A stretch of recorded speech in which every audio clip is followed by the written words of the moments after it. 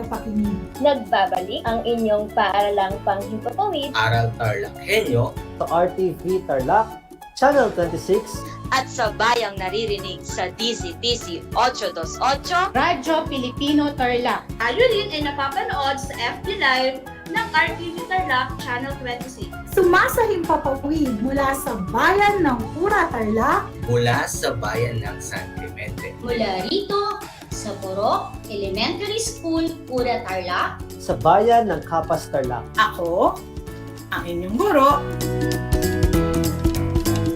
na maghahatid sa inyo ng makabuluhang pagtalakay sa ating aralin.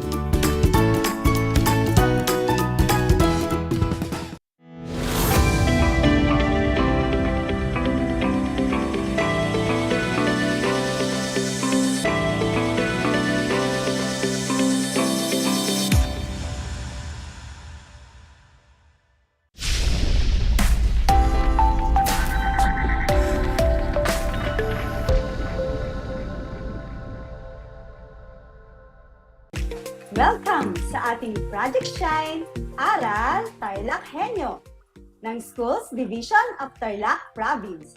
Nakasalukuyang napapanood dito sa RTV Tarlac Channel 26, Converge Cable Channel 100, at sa bayang napapakinggan sa 828 AM DZTC Radyo Pilipino Tarlac. Magandang buhay, mabuting tao.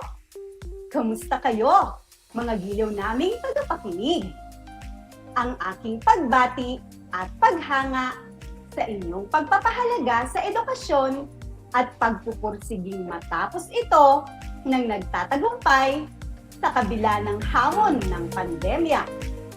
Ako ang inyong guro sa edukasyon sa pagpapakatao, ika-4 na baitang Ginang Mabel Sing Manaloto, sumasahimpapawid mula sa bayan ng Kamiling, lalawigan ng Tarlac. Nasasamahan at gagabayan ka sa Most Essential Learning Competency na nakatutulong sa pagpapanatili ng kalinisan at kaayusan ng kapaligiran saan man sa pamamagitan ng segregasyon o pagtapon ng mga basurang nabubulok at di nabubulok sa tamang lagayan. Natitiyak kong kayo ay handang-handa ng mga anak sa ating pagpapatuloy ng ating aralin sa araw na ito. Maging alerto at listo sa anumang impormasyong magbibigay sa atin ng inspirasyon, pag-asa at aral sa buhay na makatutulong sa pagiging mabuting tao. Bago natin simulan ang bago nating leksyon, nais ko munang ipaalala sa inyo ang inaral ninyo noong nakaraan. Natatandaan niyo pa ba ang mga ito? Mabuti naman kung oo ang inyong sagot. Tungkol saan nga ulit ang inyong inaral? Ang inyong tinalakay ay tungkol sa pagsunod sa mga batas at mga panuntunang pinaiiral sa kapaligiran kahit walang nakakakita, higit lalo ang pagbabawal ng pagmimina upang maiwasan ang landslide. Bakit kaya kailangang ipagbawal at ihinto na ang pagmimina sa mga kabundukan? Kung ang sagot nyo ay kailangang ipagbawal at ihinto na ang pagmimina upang maiwasan ang paglambot ng lupa na nagiging dahilan ng landslide, kayo ay tumpak. Ano ba ang mangyayari kapag nagkaroon ng landslide? Kung ang sagot nyo naman mga anak ay kapag nagkaroon ng landslide, ay maraming kabahayan ang matatabunan na magiging sanhi ng pagkamatay ng mga tao at pagkasira ng mga ari-arian na nakatira sa ibaba ng bundok, kayo ay tama. Ang huhusay naman ninyo mga anak, talagang natandaan nga ninyo ang nakaraang aralin. Ngayon ay humanda na tayo para sa panibagong leksyon. Handa na ba kayo? makinig na ng mabuti dahil magsisimula na ang ating talakayan. Ang ating leksyon ngayong araw mga bata ay tungkol sa segregasyon o pagtapon ng mga basurang nabubulok at di nabubulok sa tamang lagayan. May papakita akong larawan mga bata. Ano kaya ang masasabi ninyo sa larawan? Ang larawan ay tungkol sa mga uri ng basura na kadalasang nakikita natin sa ating tahanan, pamayanan, at kapaligiran. Sa panahon na yon ay nagkalat ang mga basura sa ating paligid. Ang mga tao ay walang disiplina at kung saan-saan na lang itinatapon ang mga basura. At ang mga ito ay magkakahalo pa. Magkakasama ang mga bote, plastic, balat ng prutas, papel, balat ng gulay, at mga lata. Alam niyo ba na malaki ang epekto nito sa ating kapaligiran? Oo mga anak, nakasisira ito sa ating inang kalikasan. Kaya ito ay isa sa napakalaking problema, hindi lang ng ating bansa, kundi pati na rin sa buong daigdig. Anak, alam niyo ba kung paano paghiwa-hiwalayin ang mga basura? Ginagawa niyo ba ito? O baka naman pinaghahalo-halo niyo lang din ang mga basura ninyo sa bahay? Ngayong umaga ay may babasahin tayong tula na aking isinulat tungkol sa segregasyon sa basura. Alamin ninyo sa tula mga bata kung bakit kailangan natin ang segregasyon sa basura at kung bakit napakahalaga nito. Handa na ba kayo? Simulan na natin! Segregasyon sa basura. Isinulat ng inyong lingkod at iginuhit ni Maria Lydia Urbano. Sa ating kapaligiran, ating mamamasdan. Tambak ng mga basura, makikita kaliwat kanan. Pinagsama-samang bote, plastik, papel, at bakal. Dahon, balat ng prutas, lahat ay iisa ang lalagyan. Ang mga tao sa paligid, wala namang pakialam. Tapon dito, tapon doon, kalat dito, walang kapaguran.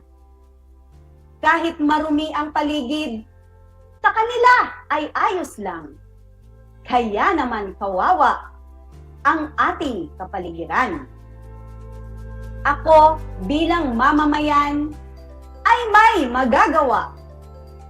Segregasyon sa basura, aking ikakampanya. Nabubulok at mga hindi nabubulok, aking paghihiwalayin upang maging modelo, tularan ng bawat tao. Kaya halika na, aking kaibigan. Segregasyon sa basura, ipaglaban natin. Kahalagahan nito ay ituro natin upang malinis na kapaligiran ay makamtan na natin. Nagustuhan at naintindihan niyo ba ang tula mga bata? Sana'y nagustuhan ninyo ito. Sana ay nagbigay sa inyo ng inspirasyon ang tulang ito upang isagawa ang tamang segregasyon sa basura. Ngayon ay humanda na kayo para sa mga katanungan. Alam kong kayang-kaya niyong sagutan ng mga ito. Handa na ba kayo? Para sa unang tanong, anong karaniwang namamasdan o nakikita sa kapaligiran ang nabanggit sa tula? Kung ang sagot nyo ay ang karaniwang namamasdan o nakikita sa kapaligiran na nabanggit sa tula ay ang tambak na basura sa paligid, maraming basurang nakakalat, at magkakasamang mga basura, kayo ay tama. Para sa susunod na katanungan, Bakit kailangang paghiwa-hiwalayin o isegregate ang mga basura na makikita sa tahanan, paaralan, pamayanan o sa ating bansa? Kung ang sagot nyo naman ay kailangang isegregate ang mga basura upang mabawasan ang lumalalang problema natin sa bansa at maging maayos at malinis ang ating kapaligiran, tumpak kayo dyan mga anak.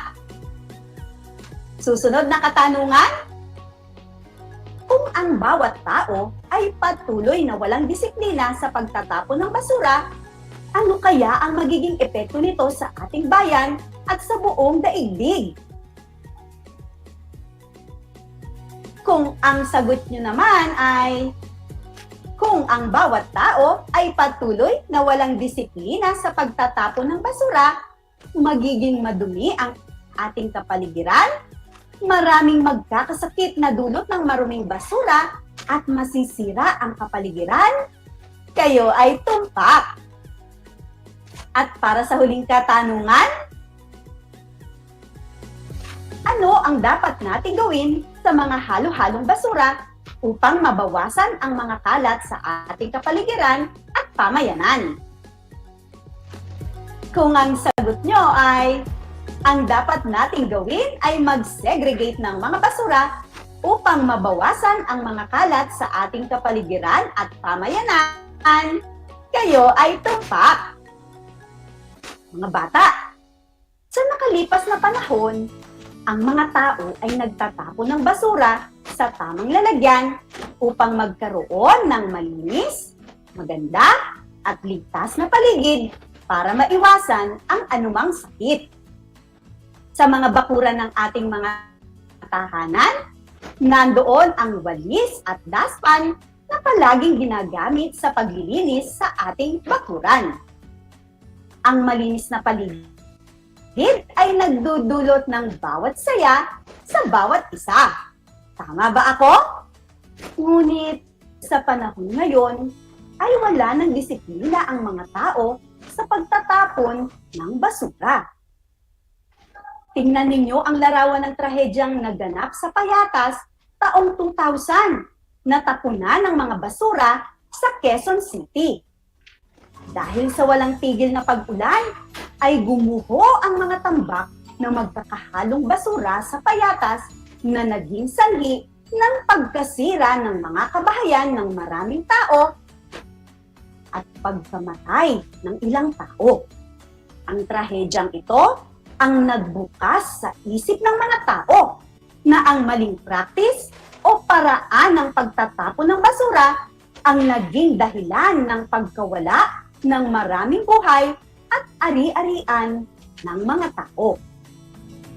Dahil dito, sinimulan ang proyekto na magkaroon ng tamang segregasyon o paghiwa-hiwalay ng basura saan mang panig ng ating bansa. Nagkaroon ng malawakang kampanya sa Oplan Segregasyon. Hanggang sa ngayon, ay patuloy na hinihimo at tinuturuan ang bawat mamamayan upang hindi na muling mangyari ang trahedya tulad ng naganap sa Payatas. Narito mga bata, ang tamang paraan ng tamang pamamahala sa ating mga basura. Ang mga basurang nabubulok o mga basurang nade-decompose mula sa pinagbalatan ng mga gulay at prutas ay maaaring gawing pataba sa ating mga tanim na halaman sa pamamagitan ng composting o ang pagkontrol na pag-agnas ng mga organikong bagay sa tulong ng mga microorganisms tulad ng bakterya at fungi. Ang mga nare-resiklo o mga basurang maaari pang pakinabangang muli tulad ng mga lumang timba, galon, mga plastic cups ay maaaring pagtaniman ng mga gulay, puno at iba pang uri ng halaman. Ang mga residual o mga basurang hindi na maaaring mapakinabangan tulad ng mga gamit na diaper at sanitary napkin ay maaaring kolektahin ng ating lokal na pamahalaan upang dalhin sa mga rehistradong sanitary landfill. At ang mga mapapanganib na basura o ang mga basurang may masamang epekto sa kalusugan tulad ng mga baterya, pundidong ilaw, pintura, mga basura sa ospital, at iba pang kemikal ay kukolektahin din ng ating lokal na pamahalaan upang dalhin sa mga rehistradong waste treatment facilities.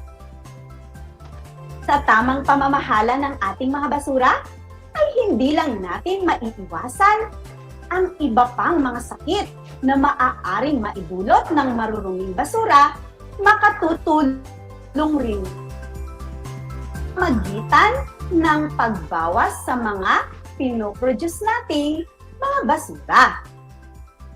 Kung ganito ang gagawin natin, ay tiyak na maisasalba natin ang kalikasan. Bata, ang paghihiwalay ng mga basura o segregasyon ay napakahalaga upang mabawasan ang lumalalang problema ng ating bansa. Tama ba ako? Kung kayo ang tatanungin ko, bilang isang bata, paano ka makatutulong upang mabawasan ang problema ng bansa sa basura? Kung ang sagot nyo ay bilang isang bata, kayo ay magse-segregate ng basura upang mabawasan ang problema ng basura sa ating bansa at ang mga pwedeng i-recycle ay inyong i-recycle, kayo ay tama. Tumpak din ang inyong kasagutan kung bilang isang bata ay gagawin mo ang tamang segregasyon sa basura upang tularan ka ng ibang batang kagaya mo. Tama kayo dyan, mga anak. Mahalagang tandaan, mga bata, ang mga sumusunod na konsepto mula sa ating aralin ngayong araw. Lagi nating tatandaan na mahalaga ang pagsesegregate o paghihiwalay ng basura. Ito ay makatutulong upang maiwasan ang pagdami ng basura sa ating kapaligiran. Ang disiplina sa pagtatapon ng basura ay masasalamin kahit saan mang panig ng daigdig tayo makarating. Ang pagpapanatili ng kalinisan sa kapaligiran sa pamamagitan ng tamang pamamahala ng basura ay isang adhikain ng lahat ng bansa upang maisalba ang ating inang kalikasan.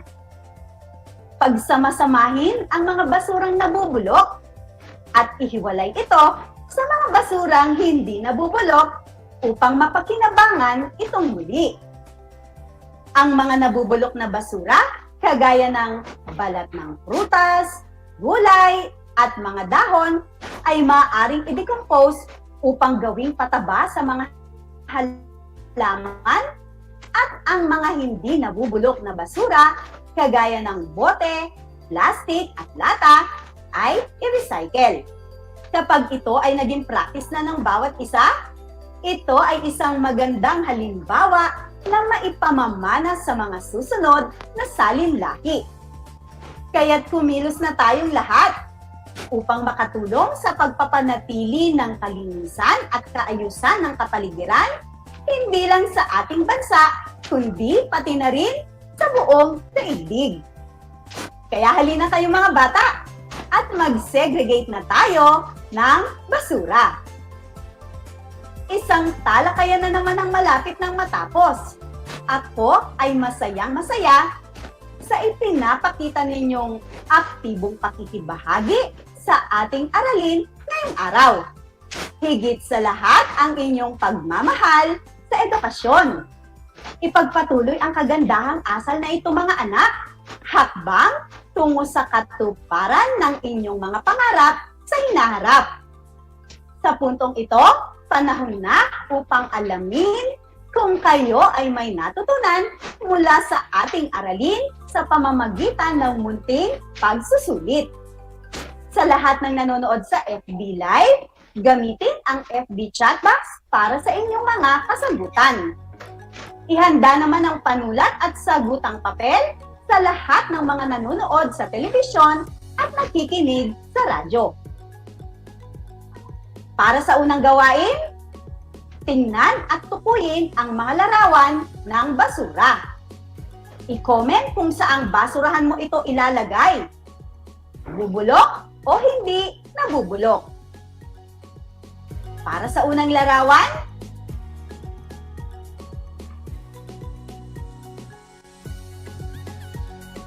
kung ang sagot nyo ay lata at ito ay ilalagay nyo sa hindi nabubulok, tama kayo dyan mga bata. Ikalawang larawan,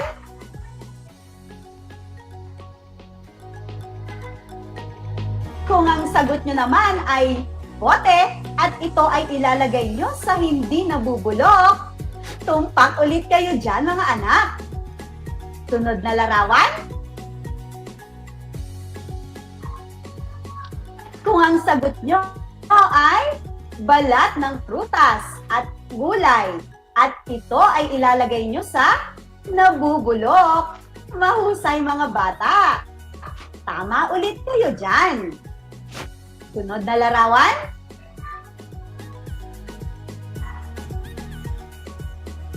kung ang sagot nyo naman ay timba at ito ay ilalagay ninyo sa hindi nabubulok, tumpak kayo dyan mga anak. At panghuling larawan,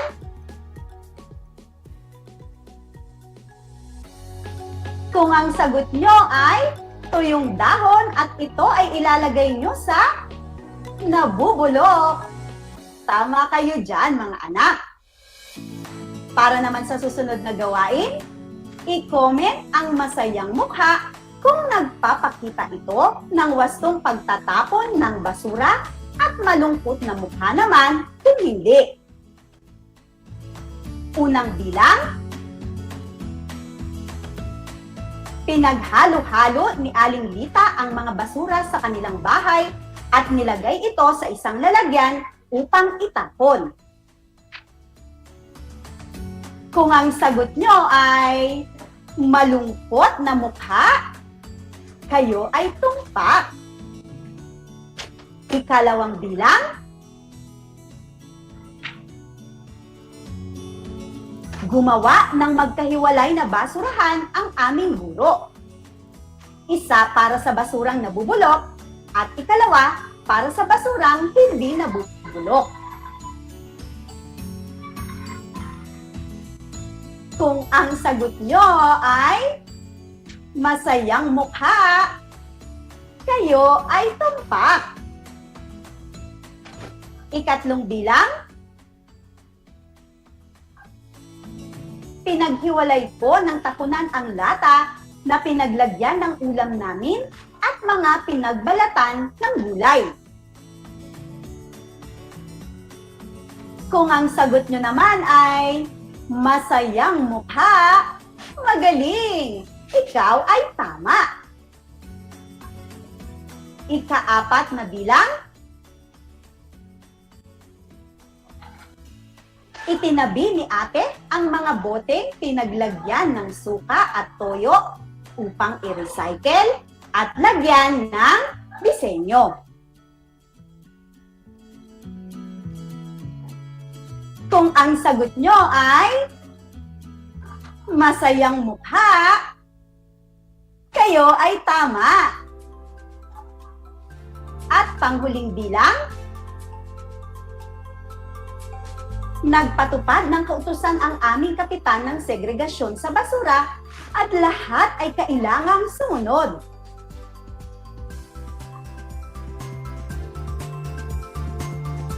Kung ang sagot nyo naman ay masayang mukha, magaling! Ikaw ay tama. Binabati ko kayong lahat mga anak sapagkat natitiyak kong nakuha ninyong lahat ang tamang sagot ng ating pagsusulit. Mula sa akin, tanggapin ninyo ang mga salitang magaling at mahusay, mabuting tao, kabata. Ako ay naghanda ng mga gawain at refleksyon sa inyong learning activity sheets. Inaasahan ko na ito ay inyong sasagutan ng buong sigasig at sa abot ng inyong makakaya. Sakali man na kailanganin ninyo ang inyong patnubay ng inyong kapamilya at guro, huwag kayong mag-atubiling sila ay tawagan upang kayo ay magabayan ng tama. Panalangin ko na anumang konsepto, higit lalo ang mga aral sa buhay na inyong natutunan sa araw na ito, ay inyong maisasabuhay sa araw-araw. Muli, ako ang inyong guro sa edukasyon sa pagpapakatao, Baitang 4, Ginang Mabel C. Manaloto, mula sa bayan ng Kamiling, na nagpapaalala na piliing maging mabuting tao sa lahat ng panahon at pagkakataon. Hanggang sa muli, paalam!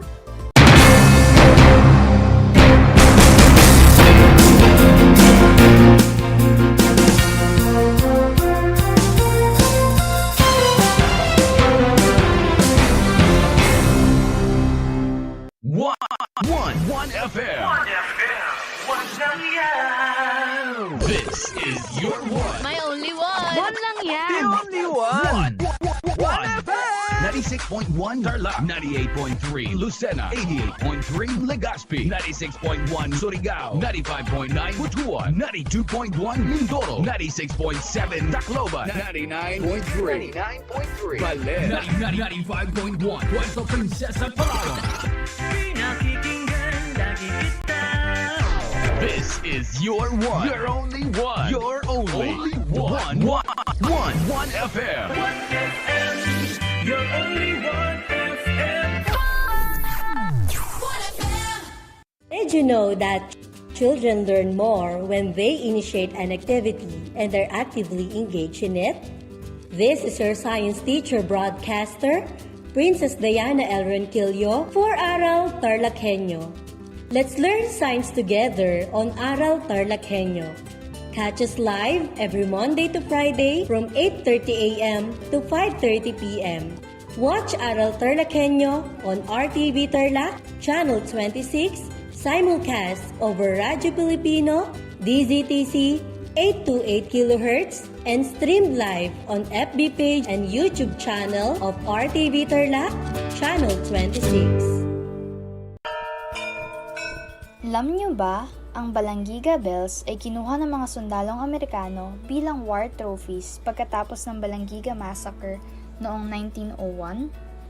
Matapos ang 117 years, na ibalik ng US noong December 11, 2018 ang iconic church bells sa Pilipinas. Ang church bells na ito ay naglalarawan ng kalayaan, katapangan, at pananampalataya ng mga Pilipino. Alam niyo na! Yan ang Balanggiga Bells.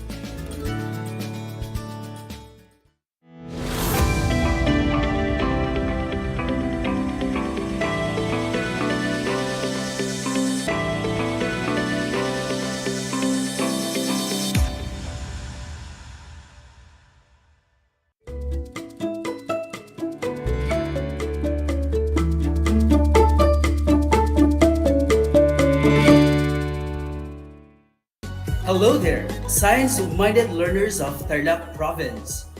I hope you are still ready as I am as we continue our learning adventure today. I am teacher Patrick A. Tabifranca, your science buddy explorer, airing live from the municipality of Anel. Today is Wednesday, April 6, 2022, and time for us to discover our new learning episode. So come on and join me as we continue our learning adventure in the amazing world of science, where learnings becomes easy, once we explore, so hang on tight as we answer all your what, why, and how questions. Prepare yourselves for another learning adventure. We're now on the 7th week of your module entitled Properties and Characteristics of Light. Again, we are now on the 7th week of your module, kids, entitled Properties and Characteristics of Light. So before we go over with your module, make sure you are comfortable on your seats and get ready with yourself because another fun learning adventure is about to begin. Now, to check your understanding in the past episode, let's build and enrich your understanding first by answering the activity that is found on your module. Let me read to you the direction. Choose and write the letter of the correct answers on a separate sheet of paper. Remember, you will have 5 seconds to answer in every item. And for those who are watching via Facebook Live, I encourage you to participate by typing your answer in the comment section. Are you all excited? Well, that's great. Let's go ahead with item number 1. 1. It is the bouncing of light on the smooth surface of an object. Again, it is the bouncing of light on the smooth surface of an object. Now, these are the choices. We have letter A, diffusion, B, reflection, C, refraction, or D, vibration. My dear young scientists, whenever you're ready, here is your 5-second timer starts now.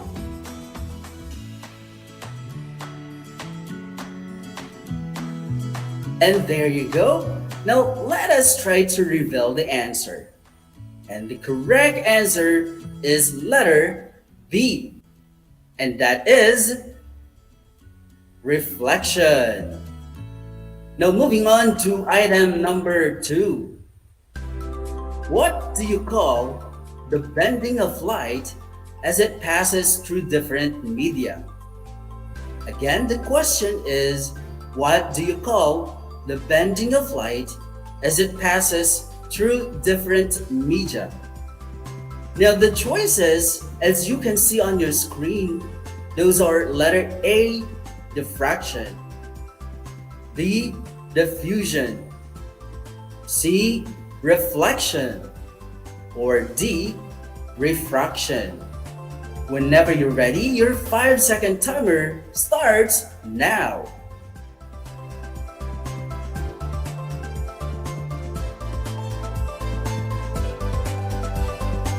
Alright, so time's up, class. Let us try to reveal the correct answer for item number 2. Now, the correct answer is letter D. And that is refraction.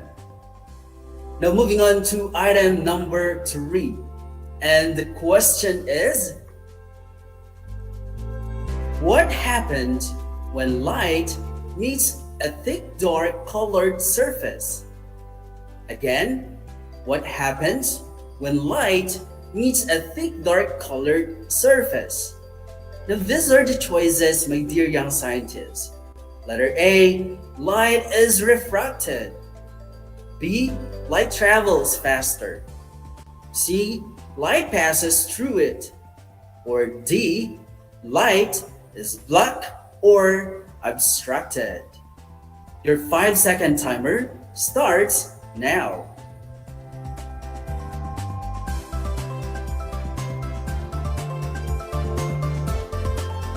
Okay, so time's up, my dear young scientists. Let me reveal the correct answer for item number 3. Did you write letter D on your activity sheet notebook? Amazing! The correct answer is letter D, and that is the light is blocked or obstructed. Kids, I am very much proud of you for giving your best shot in answering our first activity in our episode for today. Well, with that, you deserve a virtual clap.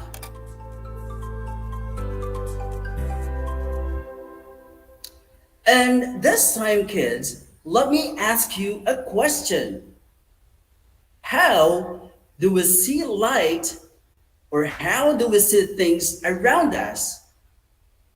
Well, you would probably say it is because of our eyes that help us to see the objects or things around us, right? Well, let us try to prove your answer. So all you have to do, just listen to our episode and get ready with your module as well as your pen and a paper. Now, to know more about our episode today, let us first have an overview of our broadcast. So today, class, you are expected to develop through the lessons of your module. Number one, you are expected to define what is light. Number two, you are expected to identify the properties as well as the characteristics of light. But don't worry, your teacher broadcaster is here, and of course, you will have a deeper understanding of the lesson as we go on with our learning adventure. So stay tuned and listen attentively. Class, don't you know that the light travels very fast? And in fact, as you can see on your screen, it takes only 8 minutes and 17 seconds for the light to travel from the sun to Earth. Where the sun is 120 million kilometers away from the Earth, and that is very interesting, right? That means that the light always travels in a straight line unless it is obstructed by something or any object. So, to provide a clear understanding and discussion of the episode that you need to learn, let us try to do activity number 1, or our first experiment for today's episode. And the title of our experiment, that is to pass or not to pass. Now, what you need are the following: flashlight, glass slab, or a pieces of paper. Kids, remember, in doing your experiment at home, be careful in handling the materials while doing this activity or the experiment. Of course, that is through the guide of your parents or learning facilitator at home. Again, science-minded learners, do the activity carefully and strictly follow safety precautions found in each learning activity. Are you now excited? Well, let us explore and learn together. Now, the first thing that you need to do is hold your flashlight and turn it on. Then, at 10 centimeters from the flashlight, with a glass slab or a pieces of paper, observe what will happen to the beam of light each time and write your observation on your notebook.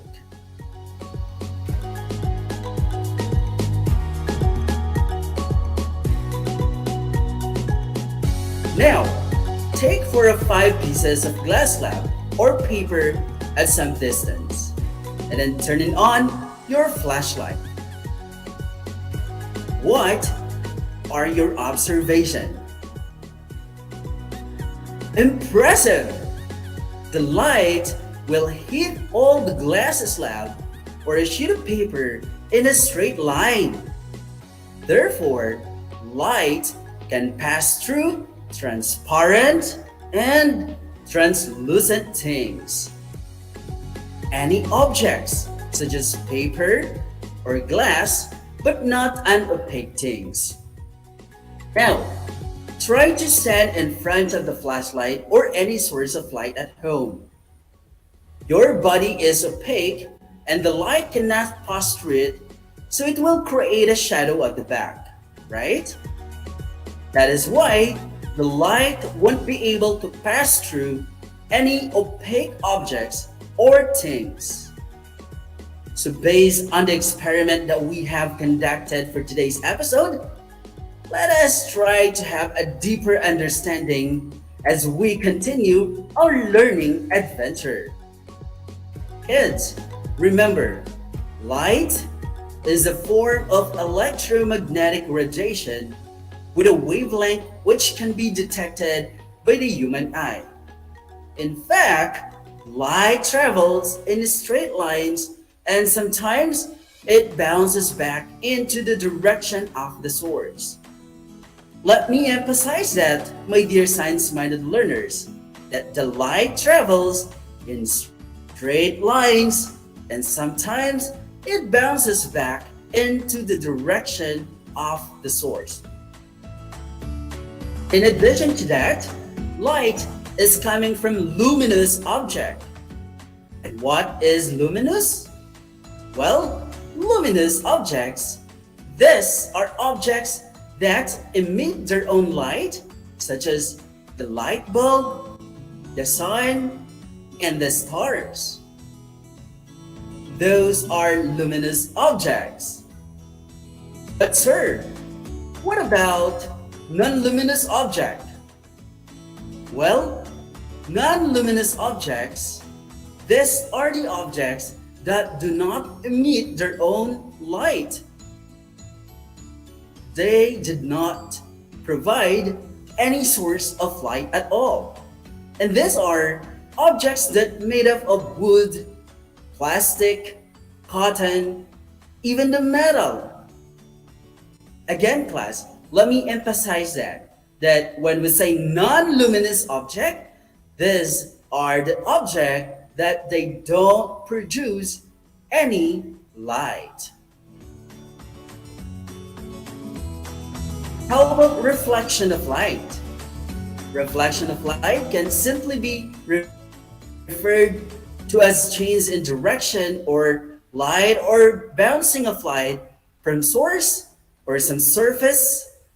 And when this light reaches our eyes, we see that object. And that is the reason why we see non-luminous objects. Class, remember, light travels in straight lines and sometimes it bounces back to the direction of the source. Imagine, when we look at the mirror, we see our own image, right? Well, that is because the mirror reflects the image back. You know, the water, windows, shiny metal, and even the mirrors are just some of the many objects that reflect light. Now class, have you tried putting a pencil in a glass of water? Have you observed that the pencil appears bent at the water surface? Well, that is because of the refraction of light. It is because the light cannot travel as quickly in the water as it does in the air. Remember, my dear young scientists, that the light bends around the pencil as you can see on your screen, causing it to look bent in the water. Class, I would like to emphasize it that refraction of light occurs because light bends as it passes through one substance to another, just like what you see in the picture. So my dear young scientists, to wrap up our learnings today, always remember that is one of the different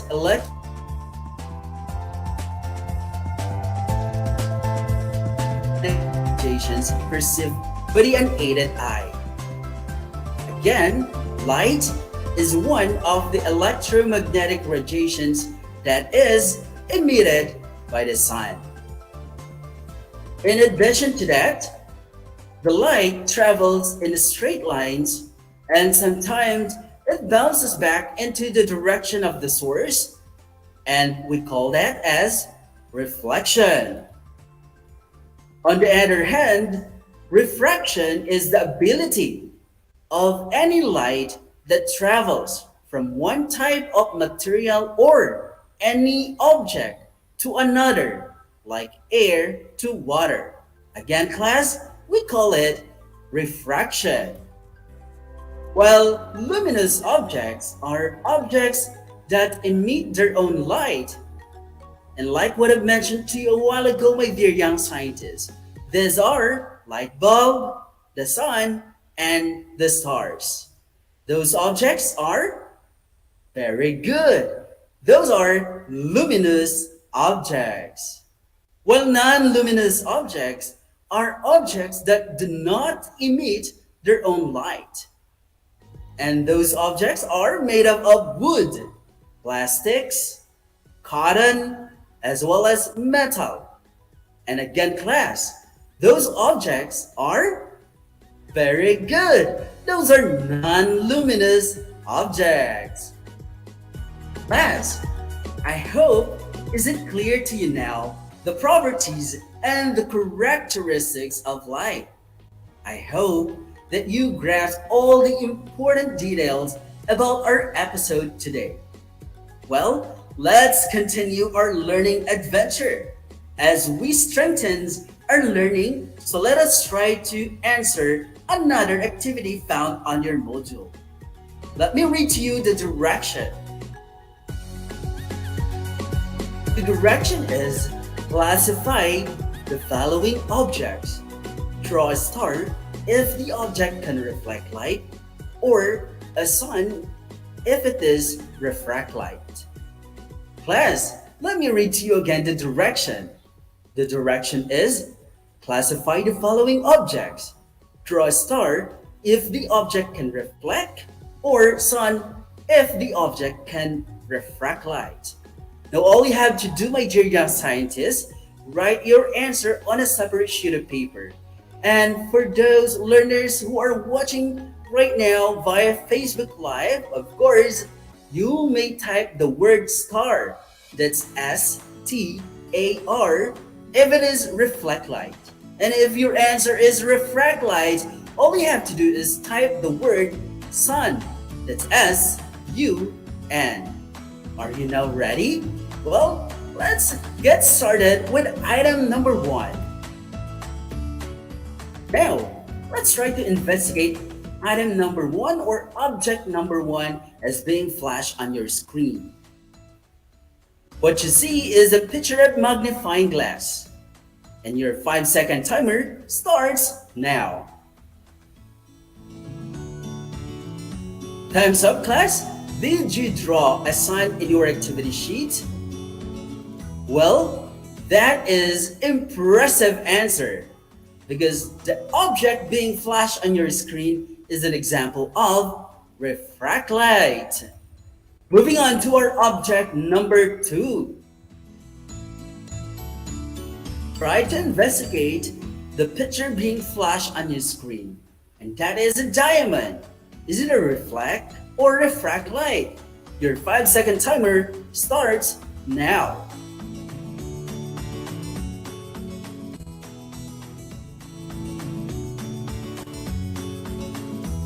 Alright, so time's up, class. Now let us try to reveal your answer. The correct answer for object number 2 is refract light.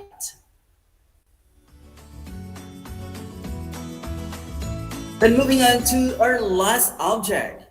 So as you can see on your screen, my dear science-minded learners, we have moon. Is it a reflect or a refract light? Your 5-second timer starts now.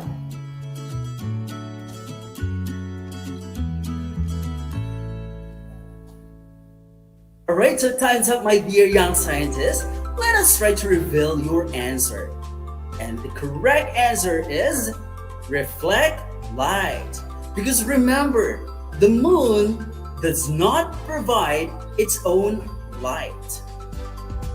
Class, let me congratulate you again for amazing performance in our third activity. Well, I'm sure you got all the perfect score, right? For that, you deserve a clap.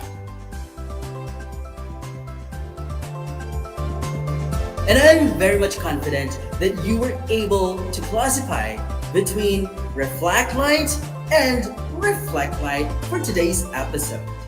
This time, in order to test your understanding and knowledge about reflection or refraction of light, let us try to answer another activity.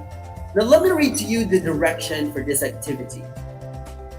The direction is draw a check mark if the illustrations show reflection, or a cross mark if the material or the object show refraction. Are you ready? You will have 5 seconds to answer in every item. Let's have illustration number 1. Observe carefully and investigate the picture being flashed on your screen, whether the object is a reflection or refraction of light. Your 5-second timer starts now.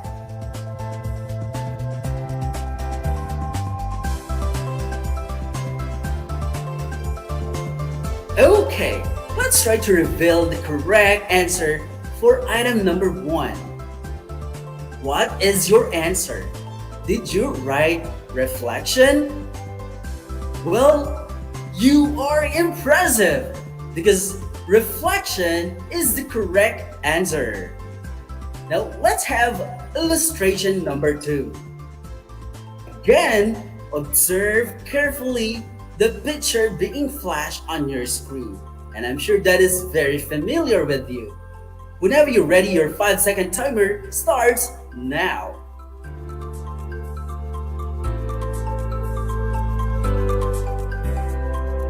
Okay, so let us try to reveal the answer.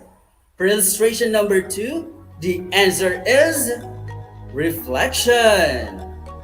Wow, amazing! You got the correct answer for illustration number 2. And how about illustration number 3? What do you think? Is it a reflection or refraction? Can you try to figure out?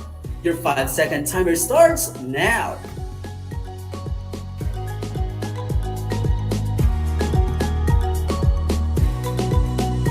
And time's up. So the correct answer is reflection.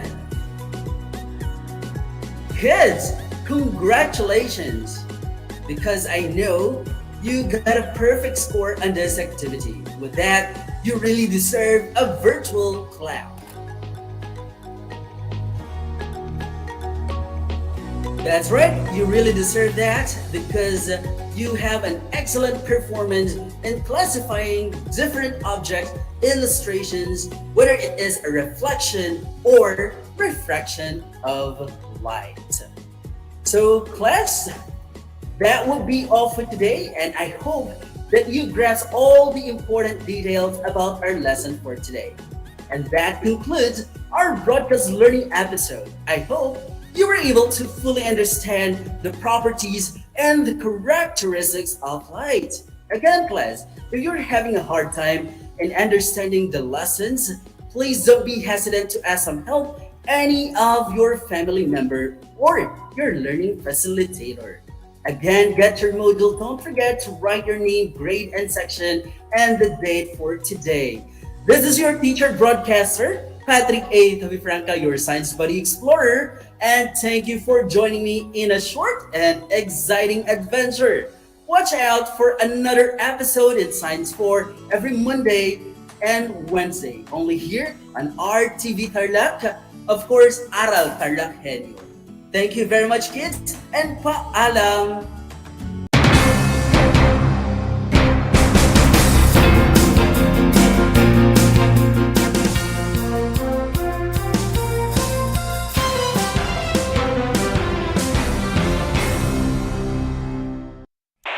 Bahagi mo Radyo Pilipino saan mang bahagi ng Pilipinas, saan mang bahagi ng mundo, anumang uri ng pamumuhay.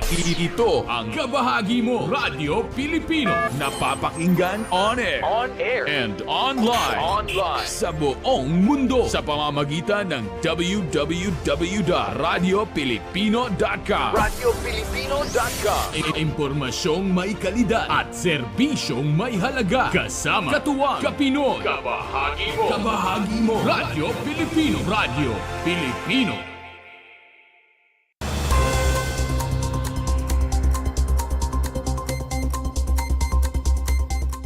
Pinangunahan kamakailan ni Congressman Jaime Cojuangco ang naganap na blessing and ribbon cutting ng bagong covered court sa Santa Maria, Camiling, Tarlac. Kasama ni Congressman Jaime sa aktibidad, sina Barangay Santa Maria Captain Santiago Apostol, Camiling Mayor Erlon Agustin, Cap Albert Jose at si SK Federation President Jude Basilio. Lubos naman ang pasasalamat ni Congressman Jaime na makasama ang mga ito. Ang naganap na blessing and ribbon cutting ay dinaluhan din ng ilang mga residente.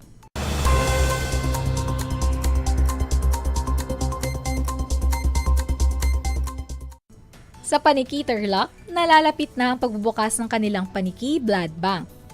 Ibinahagi kamakailan ng munisipalidad ng Paniki na personal na tinanggap kamakailan ni Paniki Mayor Max Rojas ang Authority to Operate Certificate ng Blood Bank mula kay Mr. Luciano Paras ng Philippine Red Cross Tarlac. Kaugnay nito, inanunsyo naman ni Mayor Max ang formal na pagbubukas ng Blood Bank sa darating na May 15. Ang Paniki Blood Bank ay isa sa mga programang tinutukan at handog ni Mayor Max at Vice Mayor Ben Rojas upang mapangalagaan ang kalusugan ng kanilang mga kababayan.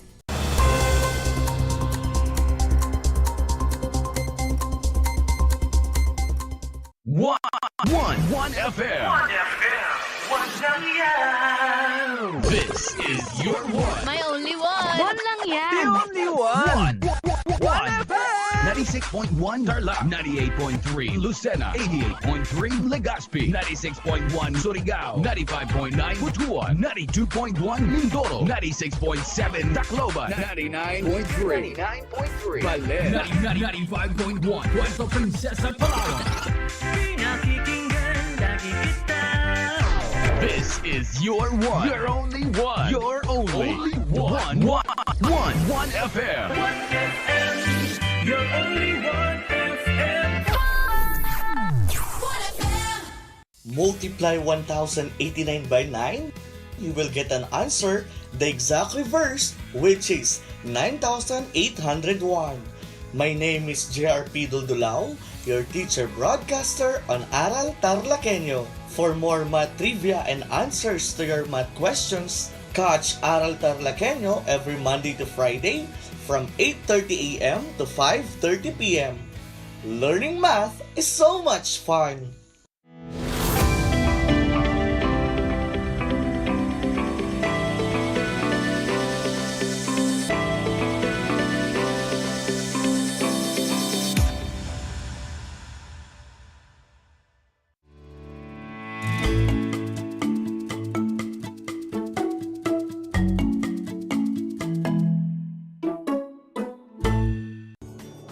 Good morning, grade 4 learners of Tarlac Province.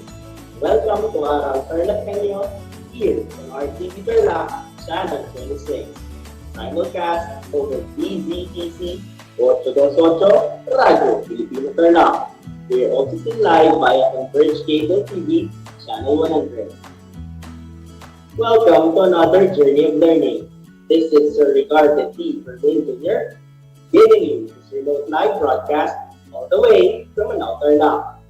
And it is my pleasure to be with you in this exciting learning adventure in Mathematics 4. Get ready to an exciting way of learning, even at the comfort of your homes. How are you today, grade 4 learners? I hope everyone is doing great. As we begin our lesson, make sure that you are seated comfortably so you can listen to me attentively. Make yourself clear with your learning activity sheets or self-learning modules, pen, and paper. I repeat, you need to have with you your learning activity sheets or self-learning modules, pen, and paper. If you have questions or clarifications regarding our today's lesson, don't hesitate to drop your message to our comment section if you're watching our Facebook Live. Are you now ready, grade 4 learners? Great! Brace yourselves as we're about to begin a fun-filled and exciting adventure in learning how to measure and find the perimeter of triangles, squares, rectangles, parallelograms, and trapezoids. At the end of the lesson, you're expected to measure the perimeter of any given plane figure using appropriate tools. Find the perimeter of triangles, squares, rectangles, parallelograms, and trapezoids. But before we proceed, let me just give you a glimpse of your previous lesson. Let us recall our previous lesson on plane figures. Identify the plane figure being described. Write your answer on the blank. Are you ready? Fantastic. Let's begin with number 1. I have 3 sides and 3 angles. What am I? And the correct answer is triangle. Triangle has 3 sides and 3 angles. Let's now have number 2. I am a polygon with 4 equal sides and 4 right angles. What am I? What do you think it is? You got it right. It's a square. It has 4 right angles and 4 sides are equal. Let's take a look at the next item. I am a flat closed shaped figure with 4 straight sides with 1 pair of parallel sides. What am I? You are correct. It's a trapezoid. It has 4 sides, but it has only 1 pair of parallel sides. Moving on to number 4. I have 2 long parallel sides and 2 short parallel sides with 4 right angles. What shape am I? You're right. The answer is rectangle. It has 2 pairs of parallel sides and 4 right angles. Let's now have the last number. I am a quadrilateral with 2 pairs of opposite sides parallel but have no right angle. What am I? Great! The answer is parallelogram. It has 2 pairs of opposite sides parallel with no right angle. According to Galileo Galilei, measure what can be measured and make measurable what cannot be measured.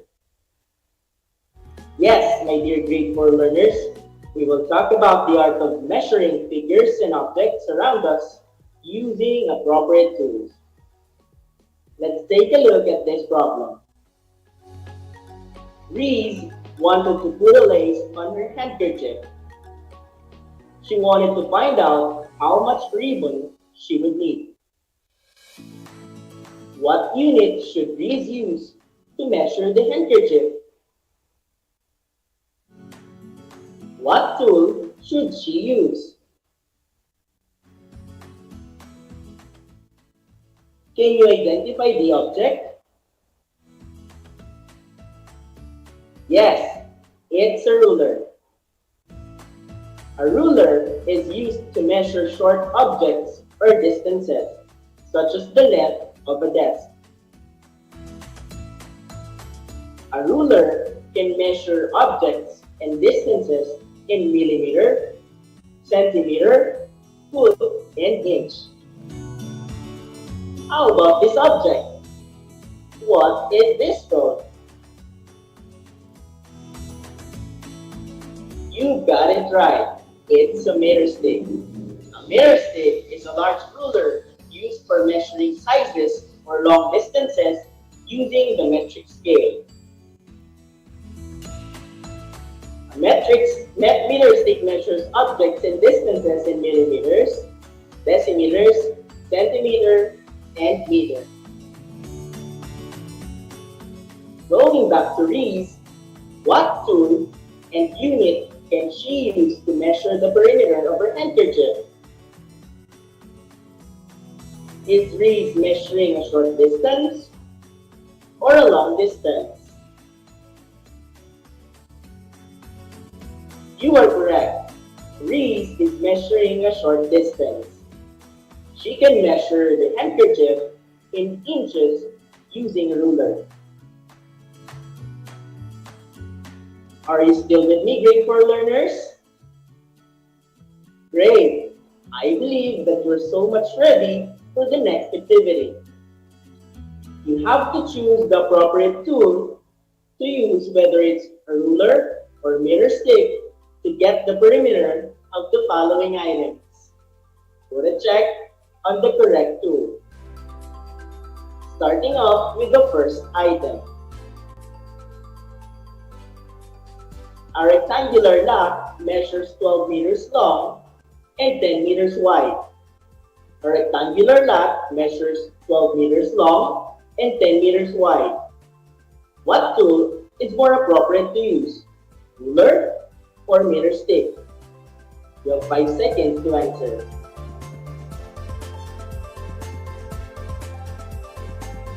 And the right answer is meter stick. It is used to measure longer distances. Number 2 this time. I want to know the perimeter of the cell phone of my sister. I want to know the perimeter of the cell phone of my sister. What would I use? Ruler or meter stick? 5 seconds.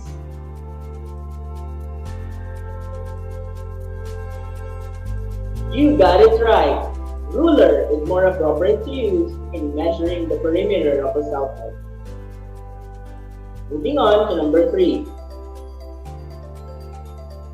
I have to put a fence on the square garden in her backyard. But I don't think I know the perimeter. I repeat, I have to put a fence on the square garden in her backyard. But I don't know its perimeter. Which tool is more appropriate to use? Ruler or meter stick? Yes, to measure the perimeter of a backyard, we should use a meter stick. How about number 4? I have to know the perimeter of my study table because I want to put plastic cover on it. I have to know the perimeter of my study table because I want to put plastic cover on it. Will I use a ruler or a meter stick? I give you 5 seconds to answer.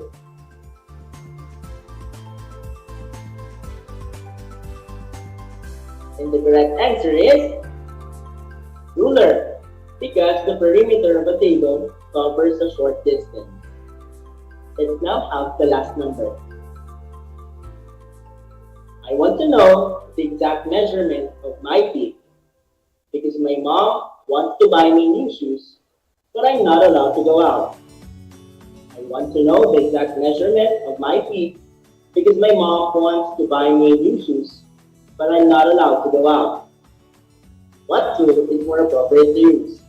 Ruler or meter stick? You have 5 seconds to answer.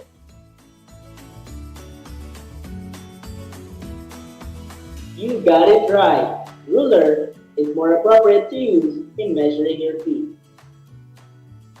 Good job, kids! Now, let's try to get back to read from our previous problem. Her handkerchief measures 8 inches long and 6 inches wide. How will she get the perimeter of her handkerchief? Just to give you background, the word perimeter is derived from the Greek word peri, meaning around, and metron, which means measure. Therefore, perimeter is defined as the total length of the sides of a shade.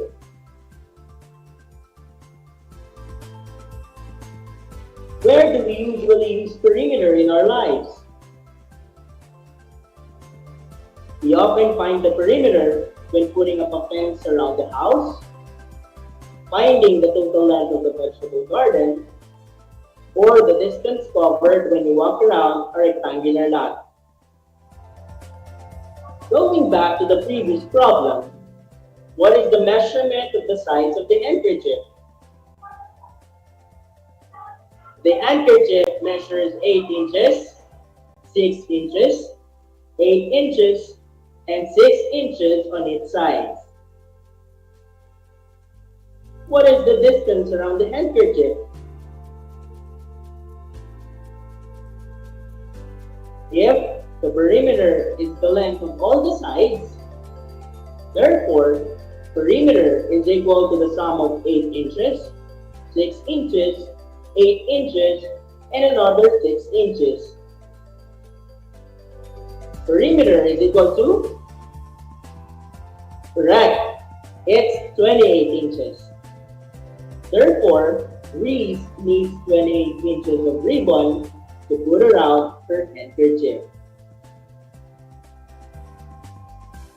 Good job, kids! Let us now study how to get the perimeter of different length figures using a formula.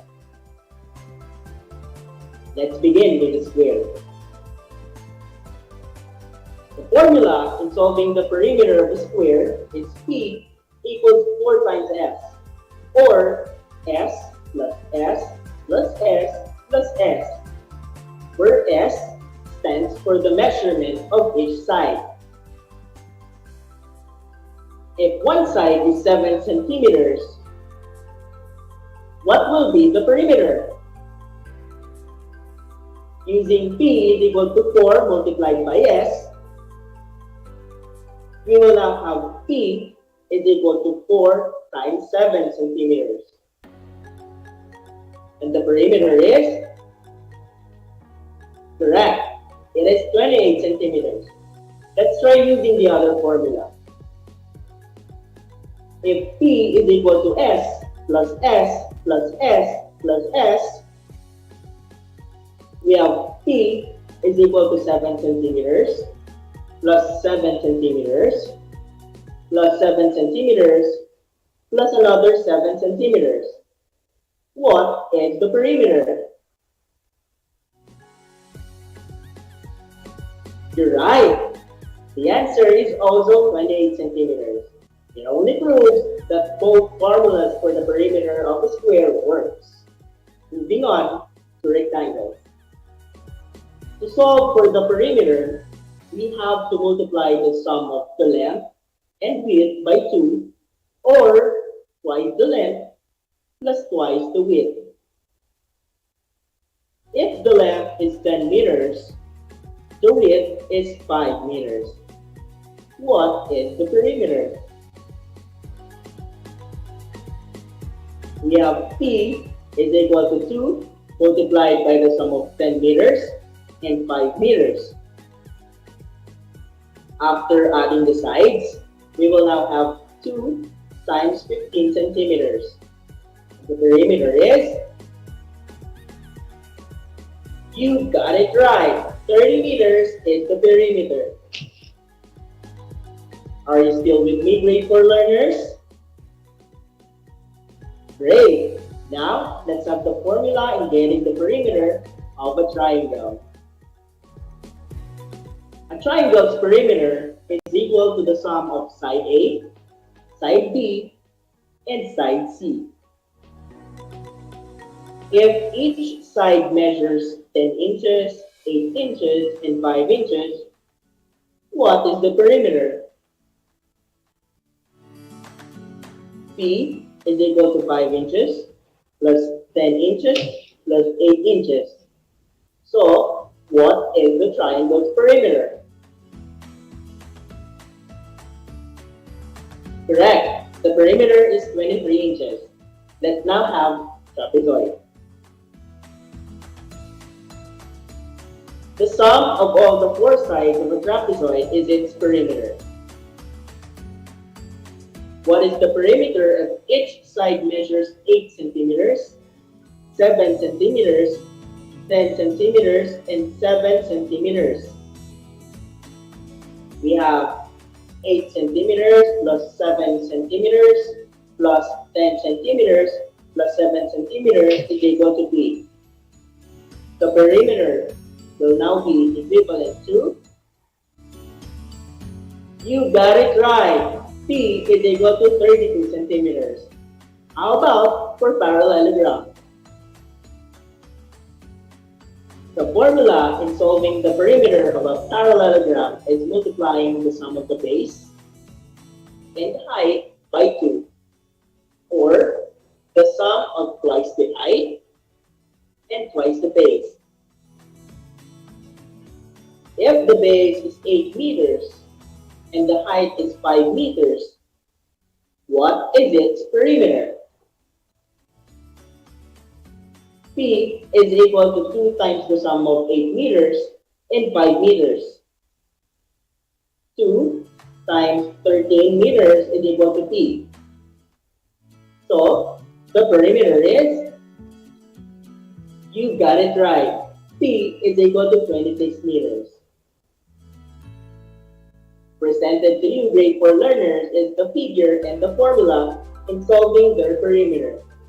We have the formula for squares, rectangles, triangles, trapezoids, and parallelograms. Please take note of this. Good job, grade 4. Let me see how far you've understood our lesson for this morning. For activity 2, fill in the table with the missing information. You have 5 seconds for each item, and I'm giving you 25 seconds to complete the table.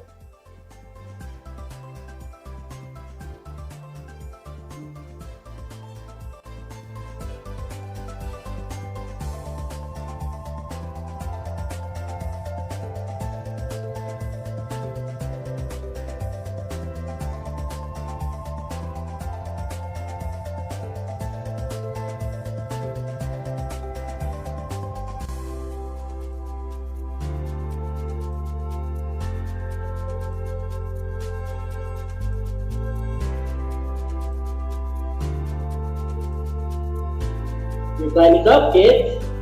Let's now check your answers.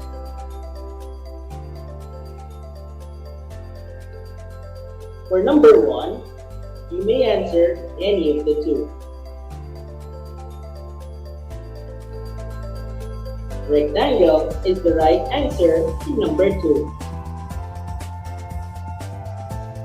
For number 3, it's P equals A plus B plus C. P is equal to A plus B plus C plus D in number 4. And for the last one, the correct answer is parallelogram. Good job, kids!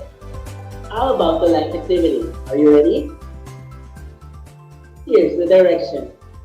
Choose the correct perimeter of the following figures. What is the perimeter of the triangle? A, 10 meters, B, 15 meters, 20 meters, or letter D, 25 meters. You have 5 seconds to answer. And the correct answer is, you got it right. It's letter B, 15 meters. Number 2 this time. How about the perimeter of the trapezoid? A, 22 centimeters, B, 23 centimeters, Is it 24 centimeters or letter B, 25 centimeters? 5 seconds to answer.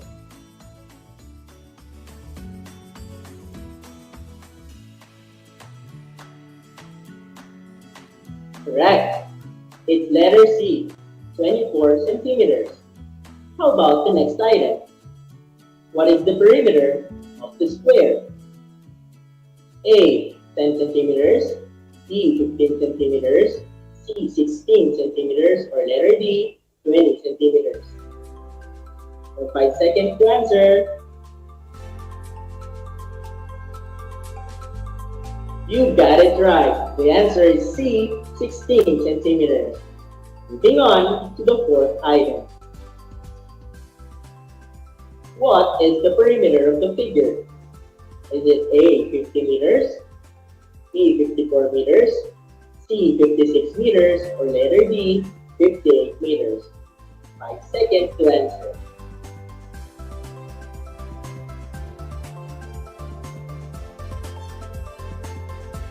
What is the correct answer?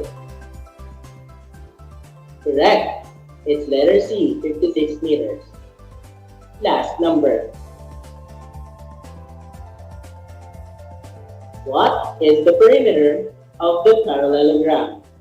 What is the perimeter of the parallelogram? Is it A, 50 centimeters, B, 55 centimeters, or C, 60 centimeters, or letter D, 65 centimeters?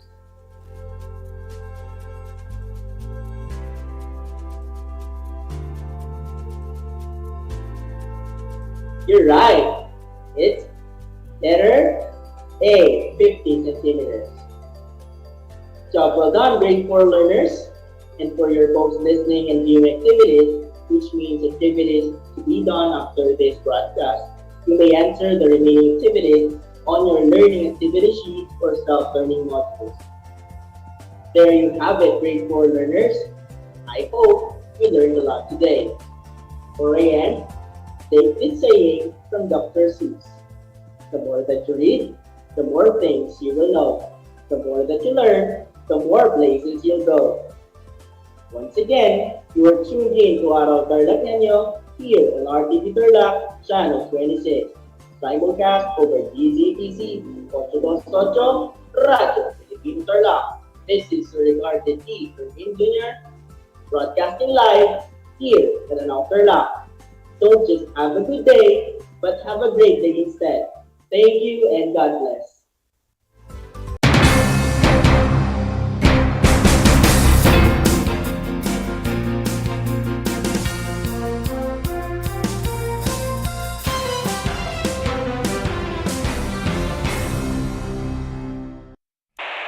Bahagi mo Radyo Pilipino saan mang bahagi ng Pilipinas, saan mang bahagi ng mundo, anumang uri ng pamumuhay. Ito ang Kabahagi Mo Radyo Pilipino, napapakinggan on air and online sa buong mundo sa pamamagitan ng www.radiopilipino.com. Impormasyong may kalidad at serbisyong may halaga, kasama katuwang Kapinoy. Kabahagi Mo Radyo Pilipino. Radyo Pilipino.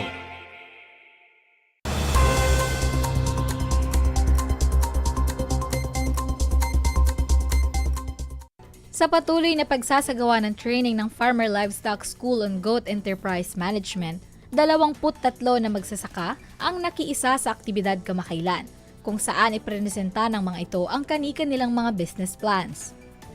Layunin ng aktibidad na makapagbigay ng sapat na kaalaman sa mga lumahok tungkol sa pagtatayo ng kanilang kumikitang negosyo sa pamamagitan ng pag-aalaga ng mga tupa at kambing. Ginanap ang training sa City Veterinary Office sa pangunguna ni Dr. Noel Suliman, katuwang si Agriculture Technologies Rolly Gonzales. Patuloy naman ang suporta ni Tarlac City Mayor Christy Angeles sa mga programang nakasentro sa pagtulong sa mga TarlakHenyo.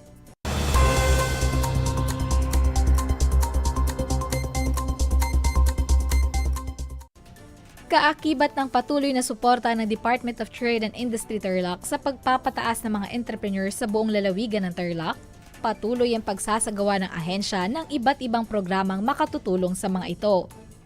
Kamakailan, nag-organisa ang DTI Tarlac ng seminar tungkol sa kung paano magsisimula ng negosyo at skills training sa pagpoproseso ng sweet potato sa San Clemente, Tarlac.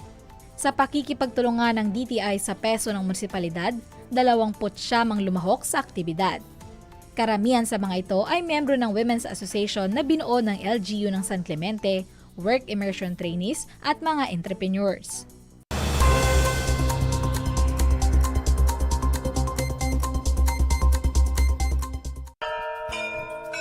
Alam niyo ba, ang Balanggiga Bells ay kinuha ng mga sundalong Amerikano bilang war trophies pagkatapos ng Balanggiga Massacre noong 1901?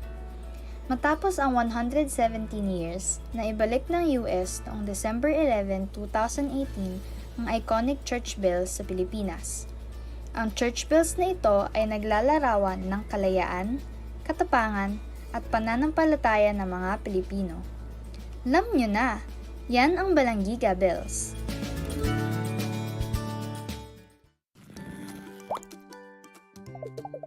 Tuberculosis.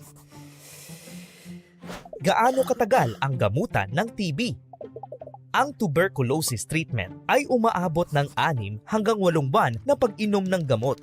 Kapag naman ito ay naantala, maaaring umabot ng 2 taon ang gamutan. Tandaan, ang TB ay hindi namamana, hindi nakukuha sa pagpapagod, pagpupuyat o pagkatuyo ng pawis sa likod. Hindi na ipapasa sa paghawak ng gamit ng taong may TB. Hindi nakukuha sa kagat ng lamok. Kaya kung may suspetsa, agad kumonsulta. Libre ito. Maging bahagi ng TB-Free Pinas. Konsultayo sa ating mga primary care provider para sa Healthy Pilipinas. Paalala mula sa Department of Health. One FM. This is your one. My only one. One lang yan. The only one. One FM. 96.1 Tarlac, 98.3 Lucena, 88.3 Legazpi, 96.1 Surigao, 95.9 Butuan, 92.1 Mindoro, 96.7 Tacloban, 99.3 Baler, 95.1 Puerto Princesa, Palawan. This is your one. Your only one. Your only one. One FM. One FM. Your only one FM. Ang Tagalog ay ang wika ng mga taga Quezon, Batangas, Bulacan at ng iba pang katutubong nagsasalita nito. Ang Filipino ay ang pambansang wika batay sa tinadhana ng 1987 Constitution. Tara na at matuto ng salitang Filipino. Manood at makinig ng Aral TarlakHenyo sa RTV Tarlac, Channel 26 at sa bayang naririnig sa Radyo Pilipino, DZTZ 828 at napapanood din live sa FB page at YouTube channel ng RTV Tarlac, Channel 26. Manood at matuto ng ating mga aralin sa Pilipino. Dito lang yan sa Aral TarlakHenyo. Ako si Ma'am Crystal May Aquino, ang inyong teacher broadcaster sa Pilipino.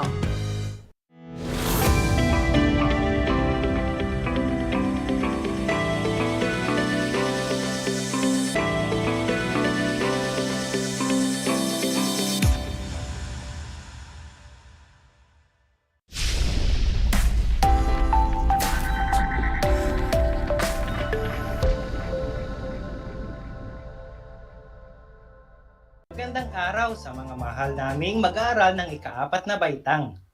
Maging sa mga magulang na walang sawang nakaantabay sa bawat talakayan. Narito ang inyong paaralang panghimpapawid ng Aral TarlakHenyo mula sa RTV Tarlac Channel 26 at sa bayang naririnig sa DCTC 828 Radyo Pilipino Tarlac. Napapanood din tayo sa FB Live ng RTV Tarlac Channel 26. Nagagalak ako na makasama kayong muli sa isa na namang makabuluhang talakayan na maghahatid sa inyo ng saya at kaalaman. Ako si Ginoong Kervin Parcasio, ang inyong teacher broadcaster ng Filipino ng ika-4 na baitang. Kumusta mga bata? Maayos ba ang araw nyo? Kung gayon, isang matamis na ngiti naman dyan. Ngayon, nais kong kunin nyo ang inyong papel, ballpen, module, at siguraduhin nasa maayos at tahimik na lugar ng bahay upang mas maintindihan ang ating leksyon. Tara na at simulan! Sa nakaraang aralin, ay napag-aralan natin ang pang-abay at pang-uri. Tukuyin kung pang-abay o pang-uri ang nakasalungguhit sa bawat pangungusap. Isulat ang PA kung pang-abay at PU kung pang-uri. Una, mahinahon na sumagot si Albert sa kanyang guro. Pangalawa, mahinahon ang sagot ni Albert sa kanyang guro. Magaling! Sa unang pahayag, ang mahinahon ay ginamit bilang pang-abay sapagkat sinasagot nito ang tanong na paano. Paano nga ba sumagot si Albert sa kanyang guro? Mahinahon. Sa pangalawang pahayag, ang mahinahon ay ginamit bilang pang-uri sapagkat inilalarawan nito ang sagot o pagsagot ni Albert sa kanyang guro. Anong masasabi mo sa sagot ni Albert sa kanyang guro? Mahinahon. Tandaan na ang pang-abay at pang-uri ay parehong naglalarawan. Ngunit ang pang-abay ay naglalarawan ng pandiwa at ang pang-uri naman ay naglalarawan ng pangalan. Ngayon ay magkakaroon tayo ng gawain na pinamagatang hulaan mo, pamagat ko. Makinig ng mabuti sa panuto. May iparirinig akong bahagi ng awitin sa inyo, pagkatapos ay huhulaan ninyo ang pamagat nito. Sino ba sa inyo ang mahilig sa mga awitin? Huwag mag-alala, sapagkat magbibigay ako ng gabay upang hindi kayo mahirapan. Punan nyo lamang ang mga nawawalang salita sapat lang. Handa na ba mga bata? Pakinggang mabuti ang ipapatugtog ko. Kung hindi lang ikaw ang dahilan. Ang tamang sagot ay mahusay. Ang tamang sagot ay kung di rin lang ikaw. At ang nawawalang salita ay kung. Yan ay inawit ng December Avenue.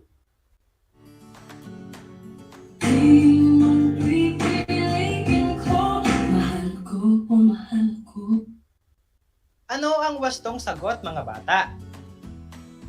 Magaling! Ito ay mahal ko o mahal ako. Ang nawawalang salita ay o. Inawit naman ito ni KZ Tandingan.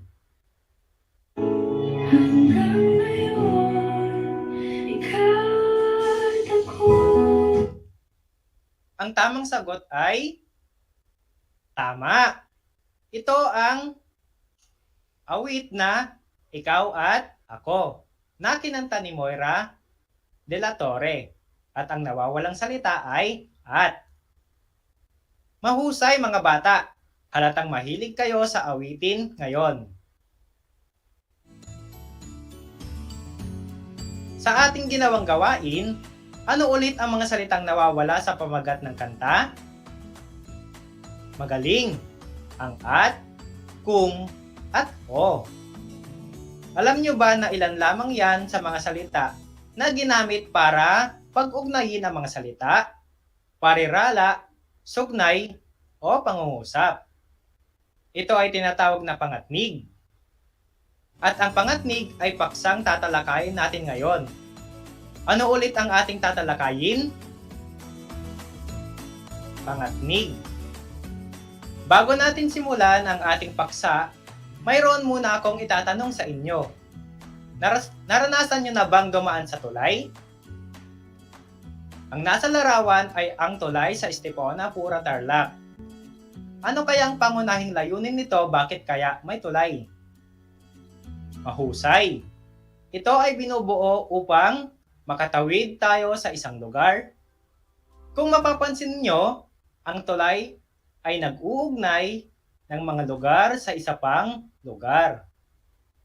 Kung titingnan natin, may ihahalin tulad ko ang pangatnig sa tulay sapagkat ito ay nag-uugnay ng mga salita, parirala, sugnay o pangungusap. Ayan, mukhang mayroon na kayong ideya sa pangatnig. Ano nga ba ang pangatnig?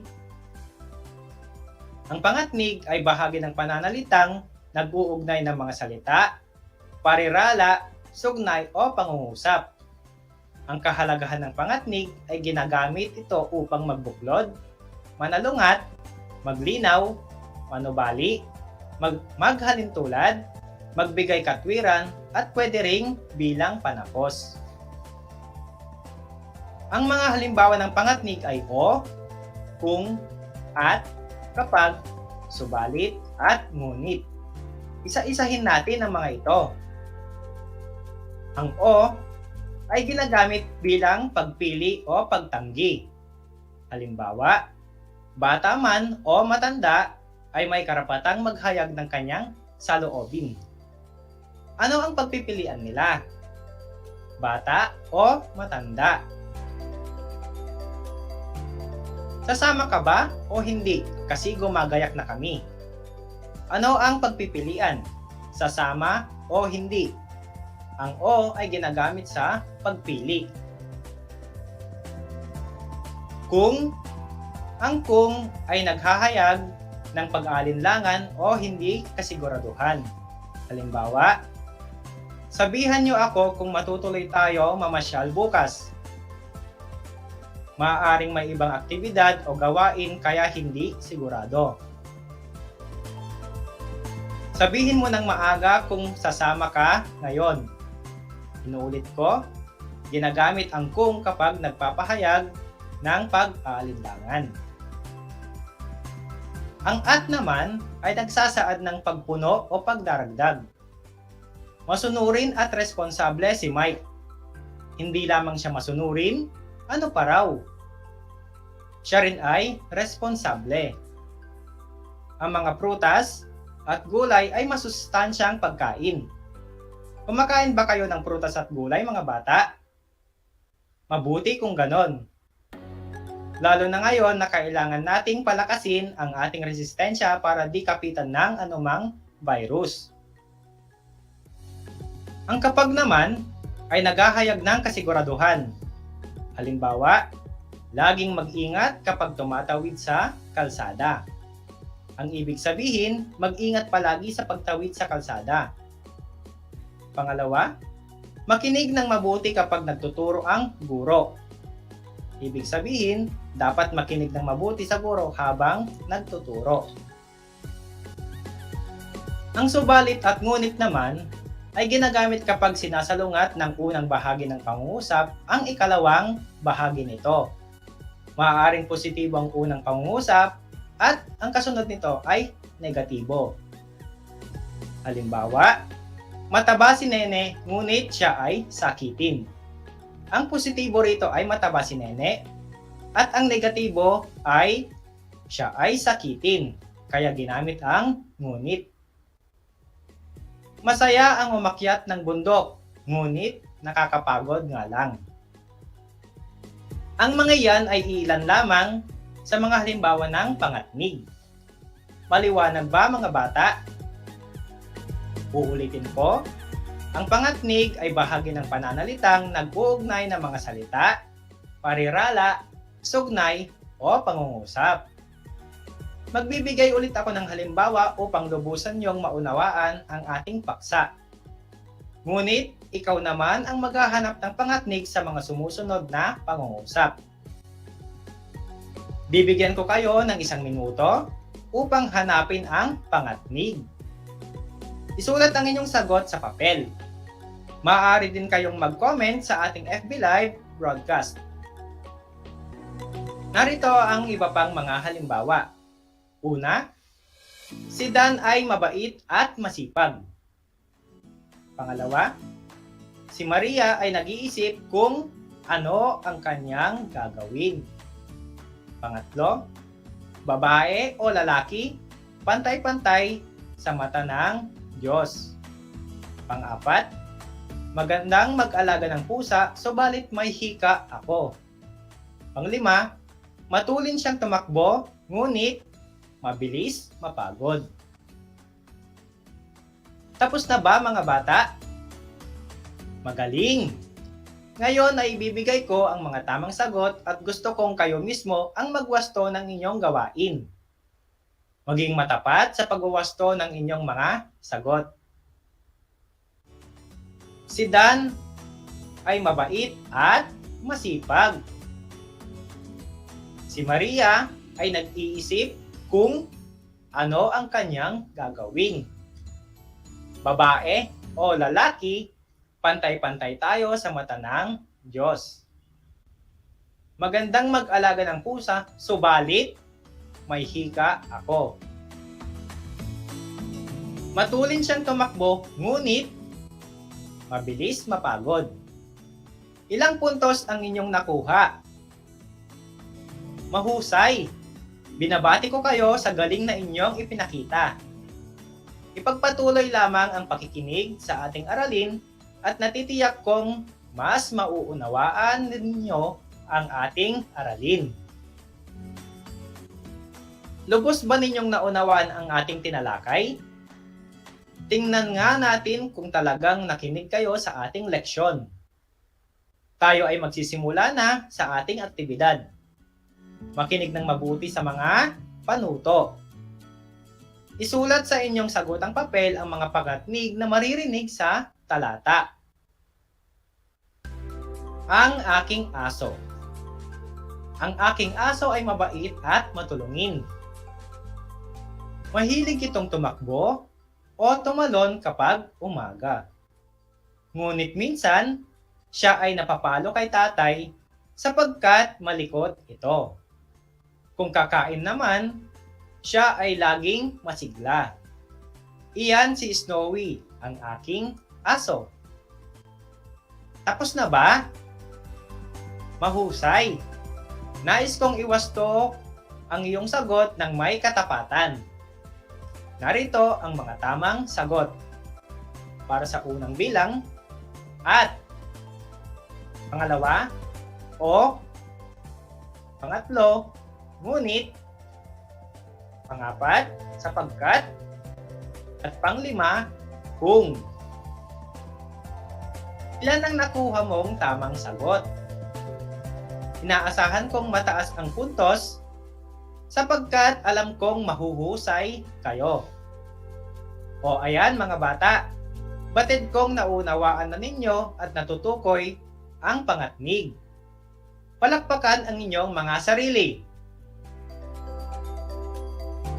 Ngunit tignan pa rin natin kung talagang nakikinig kayo sa ating leksyon. Kaya balikan natin ang tinalakay. Ano na nga ba ang pangatnig? Mahusay! Ang pangatnig ay bahagi ng pananalitang nag-uugnay ng salita, parirala, sugnay o pangungusap. Magbigay ka nga ng halimbawa ng pangatnig. Magaling! Ang halimbawa ng pangatnig ay at, o, kung, kapag, ngunit, at subalit. Ano ang kahalagahan ng pangatnig? Mahusay! Ang kahalagahan ng pangatnig ay upang magbuklod, manalungat, maglinaw, manubali, maghalintulad, magbigay ng katwiran, at bilang panapos. Ikinagagalak kong na may natutunan kayo sa ating aralin. Kaya naman, batid kong handang-handa na kayo para sa ating maikling pagsusulit. Piliin ang letrang may angkop na pangatnig sa pangungusap. Una, masarap ang halo-halo, patlang, malayo ang bilihan nito. Masarap ang halo-halo, patlang, malayo ang bilihan nito. A. Kapag. B. Ngunit. Kalawa. Likas na maganda, patlang, sagana ang Pilipinas sa magagandang tanawin. Likas na maganda, patlang, sagana ang Pilipinas sa magagandang tanawin. A. At B. Ngunit. Tatlo. Magtatanim kami ng gulay, patlang, may nabiling punla. Magtatanim kami ng gulay, bukas, patlang, may nabiling punla. A. Subalit. B. Kung.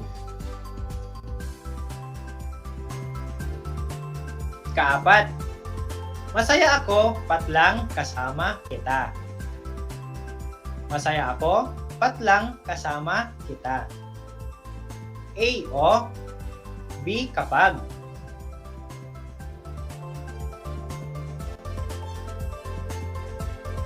Kalima. Hindi mahalaga kung maliit man, patlang malaki ang tulong mo sa iyong kapwa. Hindi mahalaga kung maliit man, patlang malaki ang tulong mo sa iyong kapwa. A. O. B. Subalit.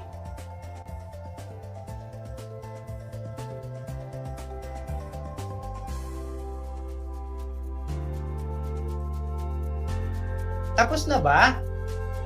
Magaling! Ngayon ay ibibigay ko ang mga tamang sagot at gusto ko na ikaw mismo ang magwasto ng iyong gawain. Masarap ang halo-halo, ngunit malayo ang bilihan nito. Ang tamang sagot ay B. Ang ngunit ay ginagamit kapag sinasalungat ng unang bahagi ng pangungusap ang ikalawang bahagi nito. Kalawa, ang tamang sagot ay letrang A. Dahil ang at ay nagsasaad ng pagdaragdag, kaya ang maganda ay dinagdagan ng sagana.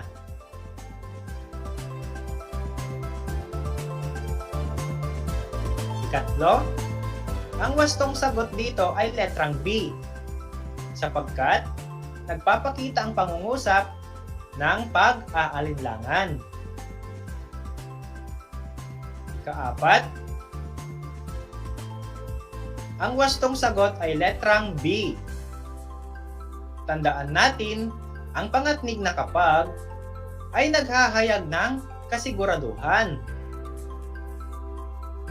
Inuulit ko, ang wastong sagot ay letrang B. Tandaan natin na ang pangatnig na kapag ay naghahayag ng kasiguraduhan. Sa ikalima, ang tamang sagot ay letrang A. Dahil nagsasabi ito ng pagpipilian. Inuulit ko, ang tamang sagot ay letrang A. Dahil nagsasaad ito ng pagpipilian.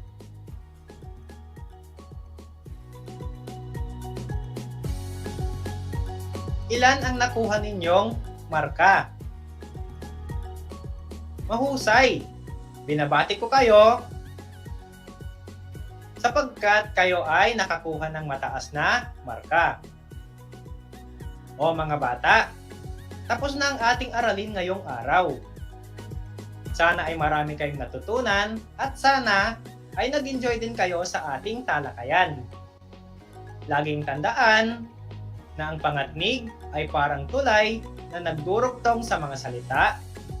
Ito ay bahagi ng pananalitang nag-uugnay ng parirala, sugnay, salita, o pangungusap. Ang halimbawa ng pangatnig ay at, o, kung, kapag, ngunit, subalit. Inuulit ko, laging tandaan na ang pangatnig ay parang tulay na nagdurugtong sa mga salita. Ito ay bahagi ng pananalitang nag-uugnay ng parirala, sugnay, salita o pangungusap. Ang halimbawa ng pangatnigay at, o, kung, kapag, ngunit, at subalit.